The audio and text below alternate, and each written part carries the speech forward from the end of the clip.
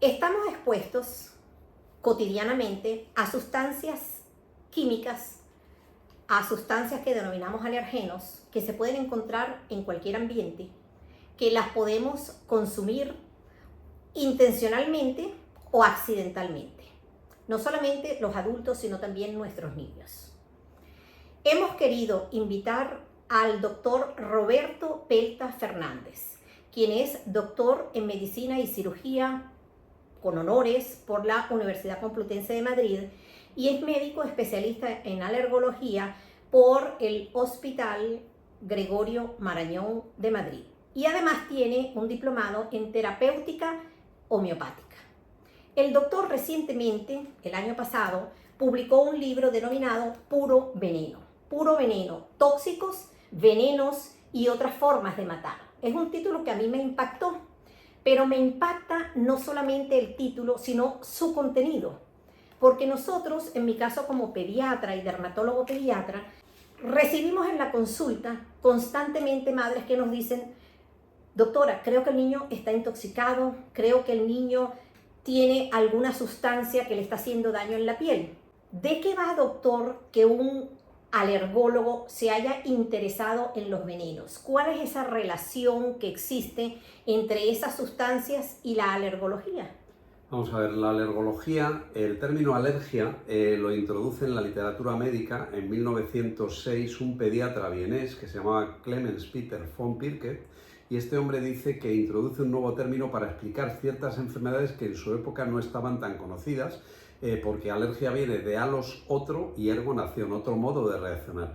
Entonces, él se había basado en los estudios de la anafilaxia. En los estudios de la anafilaxia, que empezaron en 1901 y que supusieron el Premio Nobel de Literatura para Charles Richet, que era un catedrático de fisiología de la Universidad de la Sorbona, ahí sí trabajaron con el veneno de las anémonas, con el veneno de las medusas, ¿no? Para investigar lo que era la anafilaxia de forma experimental en perros. Entonces me llamó la atención que en las publicaciones de Portier y Richet se hablaba del término venenos, es decir, en esa época, como decíamos antes, no estaba tan extendido el término alérgeno porque todavía no había surgido esta voz de alergia, ¿no? Y entonces me llamó la atención y empecé a investigar. Y me di cuenta que efectivamente los venenos han jugado un papel a lo largo de la historia de la humanidad. Podríamos escribir la historia de la humanidad a través de la historia de los venenos, pero es que hoy en día siguen plenamente vigentes. Cuando me preguntan ¿cuál es el veneno más peligroso que tenemos en la actualidad? La contaminación atmosférica, sin lugar a dudas, y otro, el tabaco. El alcohol. Y el tabaco. Llegará un momento que cuando se den cuenta, vamos, cuando de aquí a 100 años los historiadores de la medicina escriban esta etapa, dirán: había unos señores en esa época, unos seres humanos que fumaban una sustancia que se llamaba tabaco, que a su vez tenía un montón de sustancias hasta radiactivas y todo, y tóxicas, ¿no? Entonces, los niños son los primeros que están expuestos a eso, sobre todo en los núcleos urbanos, ¿no? Los niños también están expuestos a los disruptores endocrinos, ¿no? Bueno, pues todos tomamos diariamente un contacto cotidiano con el plástico, ¿no? Veo que Miriam pues lleva su botella de vidrio, ¿no? Sí. Pero la mayoría consumimos botellas de plástico. Ahí están los talatos, que son disruptores endocrinos y que pueden aumentar en los niveles de estrógenos en el organismo. Yo creo que estará de acuerdo con Miriam, tú que eres pediatra, que los estrógenos no son muy buenos y menos para niños, ¿no? Para nada. Y fíjense, ustedes les podrá sonar así talatos, estrógenos, pero se los voy a traducir sencillamente. El niño que llega a la consulta por tos y cuando tú le dices desnúdelo para poderlo auscultar y resulta que ves que tiene las mamas. Tiene lo que llamamos los médicos ginecomastia. Hipertrofia mamaria, tiene crecimiento del tejido mamario que en varones no debería existir y en las niñas tiene su momento. De eso les tenemos un vídeo que les vamos a dejar por aquí y también de los disruptores endocrinos. Ese es el pan nuestro de cada día y hay resistencia, doctor, a que los padres entiendan que se encuentran en muchas sustancias, no solamente lo que ingerimos, sino lo que inhalamos y lo que nos aplicamos. Una cosa que me gustaría saber, ya que estoy con una cualificada pediatra, ¿qué hay de verdad en la posibilidad de que los selladores dentales actúen como disruptores endocrinos? Total. Y por eso ha ido modificándose la parte de odontología. Por eso hemos ido cambiando las amalgamas que se llamaban antes, los productos que se utilizaban en la boca, claro, es que la porque amalgama es que los tenía mercurio. De hecho, mi libro, Puro Veneno, trata de la época, trata de todos los venenos, pero una época en la historia donde especialmente cobraron auge el mercurio porque había mucha sífilis y la sífilis se trataba con mercuriales. Y había gente que estaba más intoxicada por el tratamiento de la sífilis y desarrollaba síntomas que no tenían nada que ver con la sífilis. Por ejemplo, Paganini, el famoso violinista, decían es un prodigio, toca y hace unos movimientos, muchos de esos movimientos eran temblores que tenía por el tratamiento con los derivados del mercurio, ¿no? También recordaremos el tema del mercurocromo, ¿no? Como de pequeños nos han aplicado las heridas mercurocromo, ¿no? No es bueno tampoco, es un metal no biodegradable, ¿no? Y que esto sí. Es que nos intoxicamos día a día sin darnos cuenta. Usted que ha pertenecido o pertenece a la Sociedad de Alergología e Inmunología Clínica y además él es historiador. Soy el historiador de la sociedad, por eso me metí en estudiar a Von Pilkert y todo eso. Recuérdenos, tráiganos a colación, que yo sé que aquí en el libro Puro Veneno se encuentra, que es un libro que deberíamos, no solamente nosotros los profesionales médicos, sino todos los que pertenecen al sistema de salud y también ustedes, público general, deberían leerlo. Cuéntenos, doctor, algunas anécdotas, otros que se consideran casi que como fábulas, otros han sido cuentos, porque hasta Blancanieves, en el cuento de Blancanieves está el envenenamiento, pero también a nivel político y reciente, no me voy a meter en camisas de 11 varas, pero también el querer exterminar al contrincante a base de envenenarlo.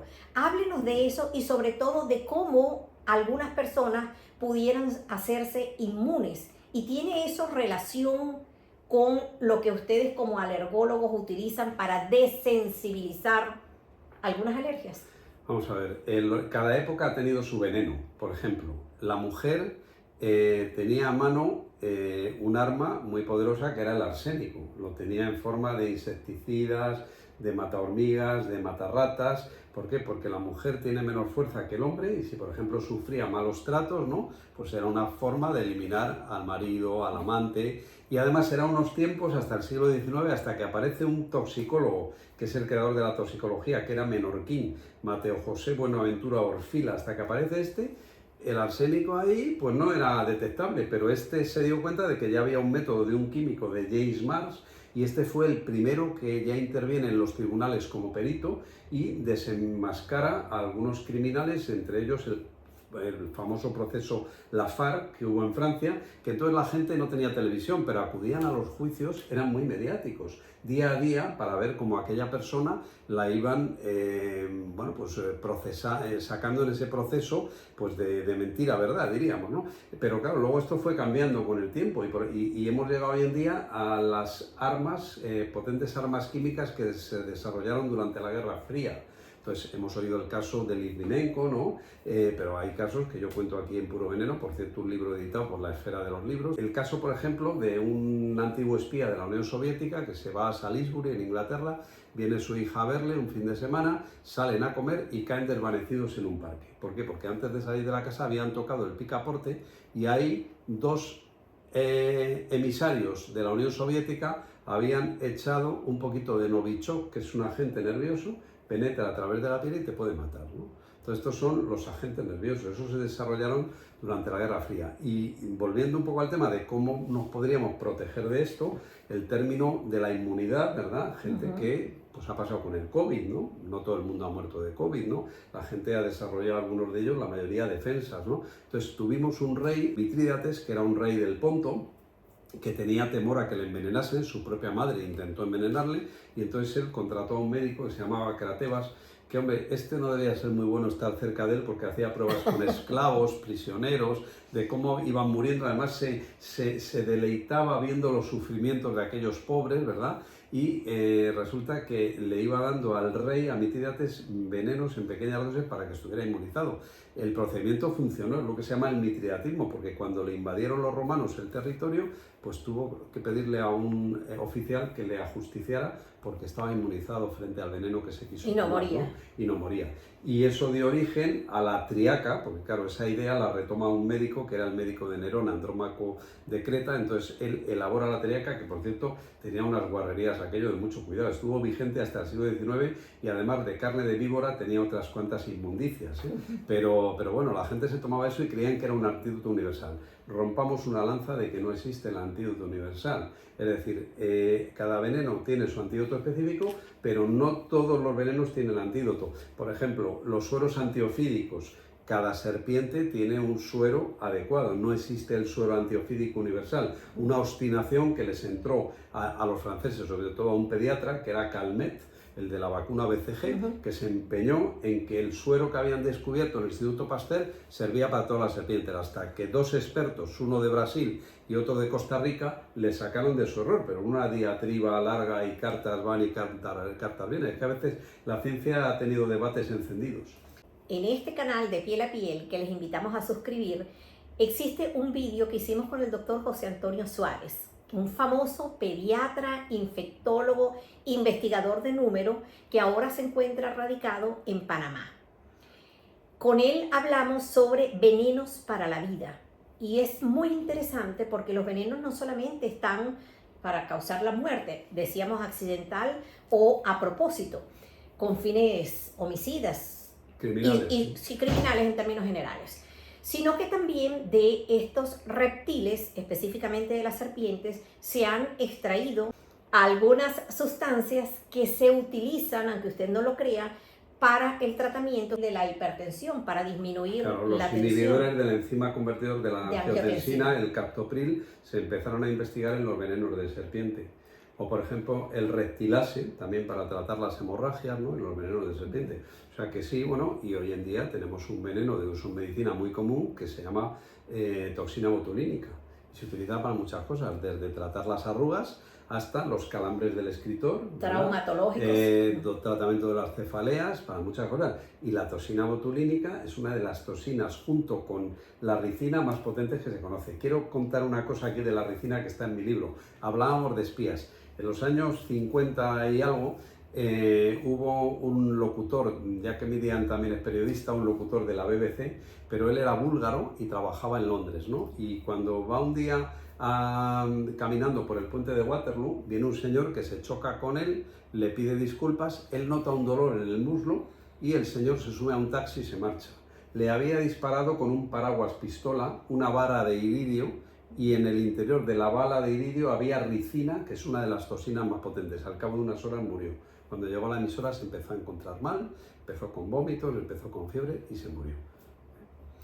Hoy en día también hay una rama, pudiéramos decir, de la investigación médica, de la medicina ambiental, que creo que también usted la comenta en sus programas, porque el doctor también es no comentarista, sino coordinador y director de muchos programas de radio y televisión. No sé si en la actualidad continúa haciendo. En la actualidad no, pero lo he hecho. Entonces existe lo que se llama la venómica. La venómica es esa investigación precisamente en aquellos venenos, aquellas sustancias tóxicas que el hombre y los científicos están investigando para tratar muchas enfermedades, sobre todo que se desconocía que tuvieran algún tipo de cura. Hoy tenemos unos pacientes que todavía les comprendemos poco los médicos, sobre todo los médicos más convencionales, porque al fin y al cabo, pues bueno, yo me metí en el mundo de la homeopatía, que es un mundo muy interesante, muy criticado a veces por gente que lo desconoce. Desconocimiento. Claro, y nos llegan pacientes con sensibilidad química múltiple, pacientes que con los olores, las pantallas, los teléfonos móviles se ponen realmente malos, o sea, malos desde estar con un cansancio brutal, dolores de cabeza, dificultad respiratoria. Y claro, es muy fácil en medicina cuando no sabemos algo, pues será de alergia, a mí me llega o será psicológico, claro, o será psicológico, ¿verdad? Pero no, esos pacientes tienen un fundamento. De hecho, se ha visto que algunos de ellos tienen una carga elevada de metales pesados en sangre. Antes hablábamos del mercurio, hay terapias ya de quelación para los metales pesados, ¿no? O sea que efectivamente la medicina ambiental debería ser ya una especialidad médica. Todavía estoy por ver que aparezca. Ahora, por ejemplo, pues se va a implantar en España, ya por decisión gubernamental, la especialidad de urgencias como tal. Gracias a Dios, porque adolecemos aquí en España de muchas especialidades médicas que son importantísimas, que yo felicito que esté ya reconocido prácticamente esta especialidad. Pero retomando puro veneno, que es el objetivo de este vídeo que les estamos haciendo, yo quisiera que usted así prácticamente y como historiador nos ilustrara en relación a Cleopatra, nos ilustrara en relación a este hombre ruso que no sabía leer ni escribir, que tenía un miembro viril por el cual se hizo famoso, pero que también se hizo famoso Rasputín por supuestamente o entre comillas intolerancia a los venenos. Vale, antes de nada, y ya que tú eres venezolana, también diré que aprendimos cuando fuimos a la conquista de América que los aborígenes disparaban flechas para la caza y esas flechas tenían curare. Y el curare, por esa parte positiva que tú decías de los venenos, que no todo es criminal, ha servido para desarrollar los relajantes musculares que se utilizan en la anestesia general, la succinilcolina y sus derivados. Y respecto al otro, pues en estas figuras tan míticas surge la leyenda, y por ejemplo, ¿de qué muere Cleopatra? No lo sabemos. En el arte se la ha representado siempre con el áspid, ¿no? Que la ataca y una mordedura de áspid la mata. Creemos que eso no es cierto. Ella era, como Mitrídates, una gran experta en venenos, tenía su propio herbario, ¿no? Pero además de eso, probablemente cuando muere, como muere con dos de sus criadas, se ha apuntado la posibilidad de que se pudieran haber intoxicado por monóxido de carbono en aquella cámara donde se aislaron, ¿no? No lo sabemos bien. Y respecto a Rasputín, que no he tenido ocasión de ir a San Petersburgo, pero sé que hay un museo que presume de tener el miembro de Rasputín, aunque dicen que es de tales dimensiones que no puede ser verdad. Bueno, pues Rasputín era un médico que llega a la corte rusa en tiempos de los zares y resulta que el hijo de la zarina se había caído de un caballo, se desangraba, nadie sabía lo que le pasaba, tenía una hemofilia, ¿verdad? Una enfermedad de la coagulación, y él no sabemos si es que le toca o qué le hace, el caso que aquello se para. Y se introduce en la corte, pero llega un momento que es un sujeto que hasta nombra primeros ministros, ¿no? Decían que las señoras, a pesar de su aspecto sucio y desgreñado, pues por esa virtud viril que tú decías, pues que tenía cola para verse con él. Para verse con ellas, ¿no? O ellas con él. Pero lo que sí es cierto, que llegó un momento que el príncipe Félix Yusupov, que era de la nobleza, junto con otros diputados, deciden quitarle de en medio, ¿no? Porque le consideran muy nocivo para el sistema político de la época. Entonces le llevan a una casa, sabían que le gustaban mucho los dulces, le dan a comer allí y esos dulces tenían cianuro y en la comida también había cianuro y lo echaron sobre todo en el vino. No se sabe muy bien lo que ocurrió porque a él eso le hacía poco efecto. Entonces a lo mejor tenía lo que llamamos los médicos una gastritis atrófica. Entonces en la gastritis atrófica no produces ácido clorhídrico y entonces no se activa a nivel gástrico el cianuro y no se forma ácido glucohectónico, entonces no es una forma activa. La otra posibilidad es que como comió tanto dulce y bebió tanto vino, se antagonizó también la absorción del veneno. El caso es que tuvieron que acabar con él ya disparándole porque era fortísimo. ¿Algún otro ejemplo histórico que demuestre la efectividad de los venenos? Y antes de que se me pase, ¿cómo nos podríamos proteger nosotros? ¿Cómo deberíamos estar alerta? Leí hace poco una noticia de unos españoles que habían inventado un brazalete, que lo ponían ahora en la promoción a propósito de los encierros, que testean o te dicen qué sustancias o de qué o a qué sustancias pudieras estar siendo víctima por ingesta. Bueno, ahora ha tomado carta de naturaleza, actualidad, no está en el libro, lo de la burundanga, ¿no? Gente pues que te echan en la bebida escopolamina, que es lo que es la burundanga, ¿no? Y te crean un estado de confusión. Efectivamente, aquí en el libro pues se tratan muchas plantas alucinógenas, ¿no? Por ejemplo, todas las plantas de la familia de las sonanáceas, la belladona, el estramonio, el beleño. De hecho, dicen que las brujas las utilizaban para sus vuelos. ¿Qué hacían las brujas? Se las untaban en la escoba y a través de la vagina había una gran absorción de esas sustancias y ellas creían que entraban en trance, en vuelo, ¿no? Todo era producto de su imaginación, ¿no? Pero sí, el problema es que cada vez los que introducen las drogas en la sociedad pues van más allá, las drogas de síntesis, y llega un momento que los toxicólogos no van tan rápido para detectar eso. Yo hablaba hace poco con un catedrático de medicina legal que es muy amigo mío, el doctor Fernando Andrés, catedrático de la Complutense, y me decía que hoy en día con los métodos analíticos que tienen los departamentos de medicina legal, es muy difícil que algo quede indetectable. También a veces la sagacidad del médico que atiende a ese paciente. Hay un caso en el libro muy interesante en el capítulo del talio. Una niña que creo que era en Dubái, ingresa grave en un hospital, no sabe lo que tiene, pero mira por dónde la enfermera era lectora tremenda de las novelas de Agatha Christie. Y se da cuenta que a la niña se le cae el pelo. Y entonces ella estaba leyendo El misterio de Pale Horse.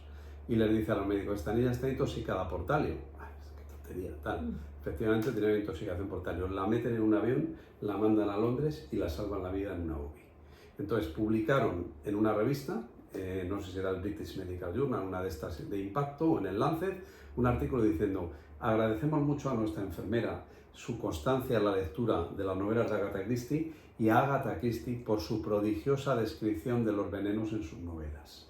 Entonces yo creo que hay que ser observador, pero tener la idea que decíamos antes, no existe el antídoto universal y los venenos están ahí, o sea, los tenemos muy al alcance nuestro, entonces... Los venenos están ahí, como quiera que ustedes son padres, cuidadores, que en las casas siempre tenemos, en la mayoría de los hogares, hay plantas ornamentales adornando nuestras casas. Tienen que tener muchísimo cuidado cuando los niñitos son pequeños, que todavía no pueden aprender estas instrucciones de no cortar la hoja, de no meterla en la boca porque ellos todo lo llevan a la boca, o esa hojita que se desprende solita de la planta, tomarla y masticarla, porque muchas de las plantas que tenemos como adorno en nuestra casa son potenciales venenos. Y ojo, ya usted nos va a decir su experiencia, doctor Roberto Pelta, esa manía de los padres de tratar la fiebre. En este canal también tienen un vídeo que hicimos con el presidente actual de la Sociedad Española de Pediatría Extrahospitalaria y Atención Primaria, el doctor Cristóbal Coronel, donde hablamos sobre la fiebre. No le tengan miedo a la fiebre. Y si tiene 37.2, si tiene 37,5, que eso no es fiebre, no maltraten el hígado de sus hijos con los antitérmicos, porque no funciona así. Allí les explicamos que necesitan 38.5 más, que necesitan media hora o más para hacer efecto. Y hay madres que me dicen, doctor Roberto, me dicen, pero doctora, se lo di y a los 3 minutos le bajó la temperatura, por eso yo quiero volverle a dar. Recéteme otro frasquito, y resulta que terminan intoxicando al niño, formando esos anillos arilantes en el hígado de su niñito cuando usted da las dosis. Yo conozco pacientes fallecidos por ingesta de paracetamol. Claro, es que efectivamente el paracetamol tiene su antídoto específico, afortunadamente, que es la N-acetilcisteína, pero se está abusando en la actualidad del paracetamol. Antigripales que tienen paracetamol. El paracetamol, como tú apuntabas, solo tiene un uso cuando la fiebre es elevada, cuando pasa en más de 38, ¿no? Pero volviendo al tema que decíamos, para no perder el hilo de lo de las plantas, no solo en casa, en los jardines tienes adelfas, que es una planta muy tóxica, ¿no? Entonces hay que vigilar lo que hacen los niños. Ya Agatha Christie, en alguna de sus novelas, también pone a niños allí jugando con plantas porque ya sabía de lo que hablaba. Al hilo de esto, efectivamente, hay que intentar darles a los niños el menor número posible de medicamentos.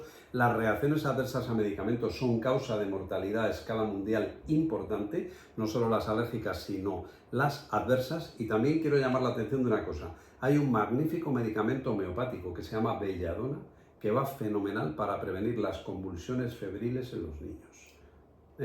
Quiero llamar la atención de esto. Belladona a alta dilución suele ir muy bien, y cuando un niño ya ha tenido una convulsión, yo tengo compañeros que hacen homeopatía pediátrica y tienen muchísima experiencia de prevenir las convulsiones febriles con Belladona. Les recuerdo que las convulsiones febriles son completamente benignas, que son episodios que se suceden en los niños antes de los 5 años, pero que no se automediquen, porque uno de los males de esta sociedad es la automedicación con dosis, sobre todo en pediatría, que no van del peso, que siempre lo debemos calcular por el peso y la talla, no solamente por la edad, ni el tamaño, ni el sexo del niño, por supuesto, y la polifarmacia. La polifarmacia mata a más niños menores de 5 años y a nosotros, los mayores de 60, que muchas otras enfermedades, doctor. Un inciso, para que la gente se acuerde de la belladona, el término viene de belladonna, es decir, en la Italia del Renacimiento se puso de moda, efectivamente, aplicarse extractos de la belladona en el ojo para dilatar la pupila. Aquello hacía que las mujeres estuvieran más bellas. belladonnas. Sí. O sea que la belladonna no solo está en la ópera, sino también estaba ya en el Renacimiento. Consejos para nuestros padres, para nuestros oyentes, para ustedes, nuestros seguidores. Pues uno de ellos le hemos dado claro, vigilar el medio ambiente. Segundo, evitar la polifarmacia, no tratar la febrícula, sino tratar la fiebre, porque al fin y al cabo la fiebre es un mecanismo de defensa que pone el organismo en marcha, ¿no? Y lo más importante, si un niño sufre una intoxicación, llamar rápidamente al servicio de información toxicológica, porque hay, por ejemplo, ciertos venenos que no se debe provocar el vómito porque tiene un efecto cáustico sobre el esófago, aunque cuento también en mi libro el caso de un borrachín en Norteamérica que le dieron de todo para acabar con él, hasta trementina, y no había manera, ¿eh? Al cabo de unos días volvió a aparecer por el bar donde unos habían intentado eliminarle. ¿Y qué pasó allí? Pues es que hay gente muy resistente, al final Claro. tuvieron que recurrir a otro Claro, método por eso para dicen quitarle que de en medio. no existen enfermedades, sino enfermos, porque cada quien, según su idiosincrasia, es capaz de responder de Bueno, forma y por distinta. cierto, Miriam, hablando de venenos, como decía Paracelso, famoso médico del Renacimiento, un médico de Basilea, nada es veneno, todo es veneno. La diferencia está en la dosis. Exactamente. Yo quiero insistir sobre el tabaco. Aquí también tienen un vídeo sobre el humo del tabaco.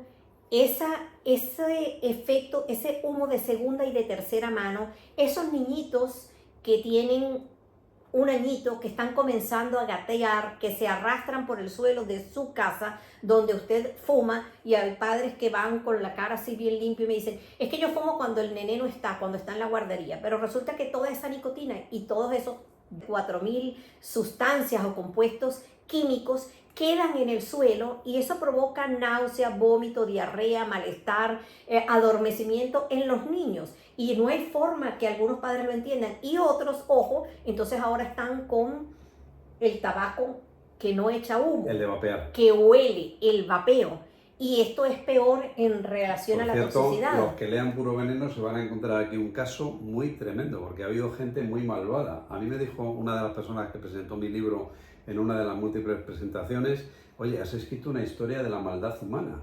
Aquí está el conde Hippolyte de Beauharnais, que se quería quitar de en medio a su cuñado, sabía que tenía bastante dinero y quería aquella herencia, ¿verdad? Y entonces él había estado en Sudamérica y conocía el tabaco y sabía cómo destilarlo para obtener la nicotina, y se lo cargó con nicotina. Claro. Por eso dice, puro veneno, tóxicos, venenos y otras formas de matar. Doctor, ha sido un placer. Excelente, un placer. Muchas Está gracias. invitado para que hablemos sobre esas reacciones que muchos tenemos y que los médicos no saben o no sabemos qué tendrá este paciente. Y resulta que, ya usted lo comentó antes, se debe a sustancias que reaccionamos más exageradamente que otros y que están en el ambiente. Efectivamente. Pues un abrazo, mil bendiciones y gracias por acompañarnos. Será hasta una próxima oportunidad. Adiós.